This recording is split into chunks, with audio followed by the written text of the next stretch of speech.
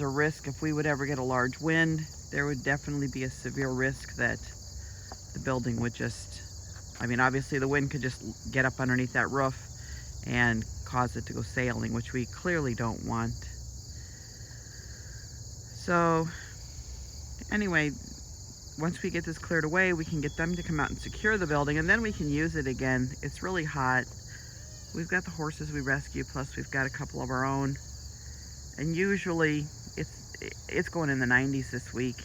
Usually we put those horses in, you know, they've got the stalls inside, they've got the runouts outside, so that they can come and go out of the shade. It's better for them, they utilize their feed better. I mean, think about it, if you sit out in 95-degree heat all the time, you lose some weight. And a couple of these horses, we do not want to lose weight. They're at a relatively low weight. It is the very end of August. We're staring September right down in the eye, and we need these horses to gain a little bit of weight so that they can tolerate winter, which will be a big help. So anyway, so a huge thanks to the Heartland Agricultural Recovery Team. You know, John's pretty clear about what he's doing and how he can help. They're even going to go into the field. We've contacted the landowner, who contacted the farmer that rents the ground. And even though obviously they're going in with a backhoe, which isn't great for the beans, he has indicated a desire to have the metal from our roof out of that bean field. And I know for the property owner, it's obviously a good thing too to get that metal out of there, because once these guys go, we do not have equipment that's big enough to haul out those big chunks of roof. So anyway, so he's also going to help out the neighbor, well, kind of both of us, although, and apparently in Iowa they say that if it's in your property, even if it's your neighbor's, it's yours. So like we're clearing the neighbor's trees out of our hay field, but they are nice enough that they're going to get our building out of the neighbor's field, out of that farmer's field, so that they're helping us and helping them. But it's incredibly good, because I cannot even imagine all the fields in this area of devastation. These farmers, man, there's a lot of metal in these fields, and there's metal that you look in some of these fields and there's nothing around that even could have blown over, and so you don't know how far it came from. But anyway, so John says once they're done here, or at least at a stopping point here while Mark takes down the walls, he's going to remove some debris from that field. And like I said, he's going to help out some of our neighbors, which is incredibly, I mean, the fact that they came and helped us is just incredible. But anyway, I know I just thought I'd let you see that we do actually have the truck. It's still got a couple, well, at least one, if not two trusses on the back. But it's definitely riding a little bit higher, but I mean, for 2 weeks, its suspension was forced down to the ground, so I'm not sure that it is in any kind of usable situation. I know the insurance company was also a little skeptical, but they were out Sunday, and now we wait 7 to 10 days to figure out what they can do for us. And we have got to have a truck. We got a little truck. It does not haul the hay trailer. It does not haul the stock trailer. So if we have animals, goats or horses that need to go to the vet, or whatever we need to do, right now we do not have the means for that. We would definitely be having them come out here, and sometimes it's just more convenient to take them in. But just thought I'd let you fill you in on the details, because like I said, they're doing a fantastic job.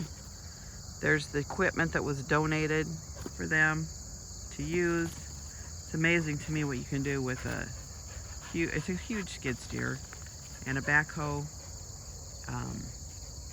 But yeah, they are just doing an incredible job, and we are so grateful that they're helping us out. And like I said, I hope that my neighbors will be equally grateful, because when you're looking at stuff like this, the big thing about it is so overwhelming. And today, this cracks me up, we have company. Nellie's being kind of obnoxious, but we've got sheriff helping, deputy helping, Molly helping. Everybody's interested in what's going on. So right now, we're going to head back to the house. I will do another video later and let you see after the whole end thing is done. But just kind of wanted to let you see that yes, we are finally making progress. And not finally, I mean, we had David's family come and take down that north wall and get out Mark's skid steer. I mean, we have had so much help, and it's incredible that people are willing to help you when things are just so overwhelming. So if you like my videos, like, subscribe, make any comments if you got any comments, and we'll just kind of go on from there. Everybody take care, and like I said, we're going up to 93 today, so stay cool. So yesterday I started this video prior to us finishing taking the building down. What you see here, we contacted the neighbor. Our shed, a lot of the metal had gone into the field next door. So that is a lot of the debris that came from the field next door. The farmer's still going to have to look for 2x4s because with the canopy of soybeans, you cannot find those, and they would destroy all the beans looking for them. This way, at least he's got a better chance to harvest without having to run into metal. But he's still, like I said, he's going to have to watch for soybeans, or for 2x4s that are kind of buried in the soybeans. Our goat, our bunk feeder, might also be in his field. Possibly as the soybeans get ripe, they drop the leaves and turn brown, and hopefully when they dry down we can maybe see our bunk feeder. But for now, we're kind of making do with the goats. They're not amused, but we're making do. The rubbish pile in the back, we've actually burned a lot of that. That's just kind of what's left. And so here is our building. Our round bales are totally free. We've got that leaning truss down. I may move here a little bit. Looks like we've also got some sun kind of shining in our way. But anyway, they did one heck of a job. We were so impressed and so appreciative, because honestly, every time my husband was cutting a truss, Mark would cut those, the building would or the trusses would shift, the building would shift, and that is just a dangerous thing. I don't want anything to happen to anybody with this building. And anyway, so we now have the 32.5 feet of the building, which Morton believes is sound. I've already contacted them. They're coming out tomorrow. We'll get the building secured so that maybe it's hot. Maybe we can at least put our horses inside so they can get out of the sun. I mean, obviously if there's a north wind, it's going to be right on them. And then we'll get on the list for a new building, which I'm hoping is by winter time. This is not the end of not the place in the country that you want to be without shelter. But anyway, there's the building. Like I said, we've got our hay free. Unfortunately, a lot of those squares are in the weather if it rains, which is a bummer. You can see there's still a truss kind of tied up. Let's see if you can see that better. There is a truss up still in that hay part of it, and he's going to pull that out. But I mean, for all intents and purposes, like I said, that truss that was leaning is gone. A couple more things that obviously will clean out the floor and everything, so that at a certain point, and there is the truck. If you shut the door, the windshield is falling into the truck because the windshield is shattered. We drove it out of the building, so it does start, which is excellent. However, the concern of the adjuster, and also would be a concern of mine, is how the suspension is. I don't know. I mean, obviously, like I said, it starts and runs. I'm not sure I would consider it roadworthy, even with a brand new windshield. So it'll sit there until we figure out. Like I said, insurance has been out on Sunday to look at the truck. They said it would be 7 to 10 days. And once we get that, we'll figure out. I guess they give you two issues. You can either try and salvage it,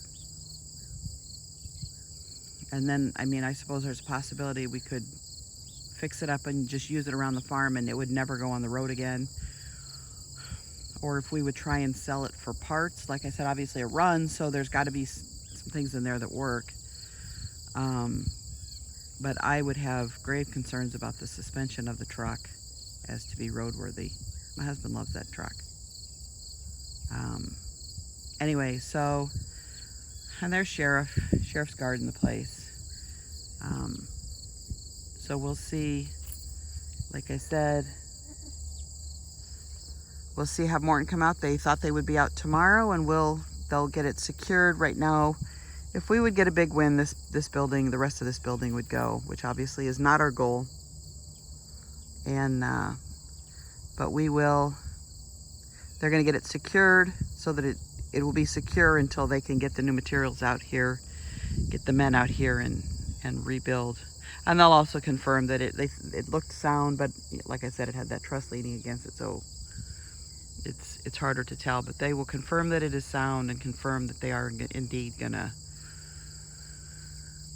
attach to that portion of the building.